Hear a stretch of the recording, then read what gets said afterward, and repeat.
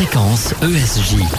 On commence cette émission tout de suite avec Camille Garcette. Bonsoir Camille. Bonsoir Garance, bonsoir Eric Tegner. Alors Bonsoir. Camille, il a une petite particularité, c'est qu'il fait votre portrait d'une manière un peu spéciale. Je vous laisse le découvrir.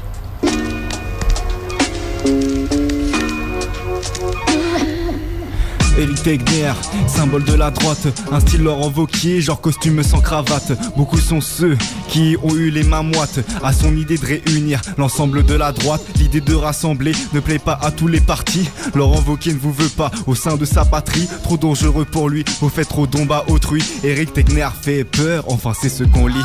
L'élection des jeunes républicains n'est pas très bien passée. Vos idées ne plaisent pas, vous vous dites évincé à cause d'une erreur. Vous dites plutôt que c'est de la triche. On a l'habitude à droite, donc c'est vrai qu'on s'en fiche. L'union des droites, votre principale idée, mais remonte une époque peu médiatisée. À 17 ans au FN, vous la refusiez. Toute alliance avec la droite, celle que vous méprisiez. Le retournement de veste, c'est vrai que vous maîtrisez. Quelques années vous suffit pour avoir oublié. Déjà promis à être un des leaders de la droite. Mentir est une des cordes qu'il faut avoir à son arc. 25 ans et déjà une belle place en politique. Un avenir prometteur dans ce monde archaïque. Un homme plein de ressources et de manipulation. Comme vous le dites, on ne séduit que par la transgression.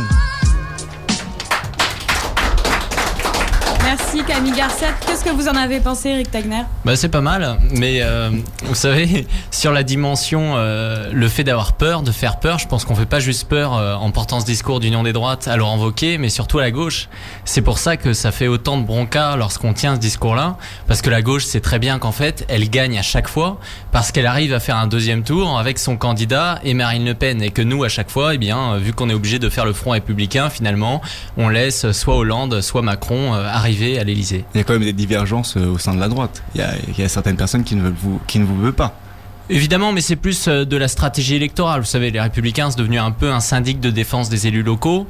Il y en a certains qui, en fait, ont peur de perdre leur place en faisant ça. Moi, ce qui m'intéresse, c'est pas ce que pensent les élus. Ce qui m'intéresse, c'est ce que pensent les électeurs. Et il y a à peu près, il me semble, il y avait un sondage qui disait qu'il y avait 66% des sympathisants les Républicains qui souhaitaient une alliance avec le Rassemblement National et avec Debout la France. Vous savez, il faut pas inverser les choses. C'est pas à nous, électeurs, nous, militants, de gagner le soutien des élus. C'est aux élus de gagner le soutien des militants et des électeurs. Vous aurez le temps de vous défendre après dans l'émission avec Garance. Un peu plus tard, effectivement, on reviendra dessus. Merci Camille Garcette. Merci à vous. Fréquence ESJ.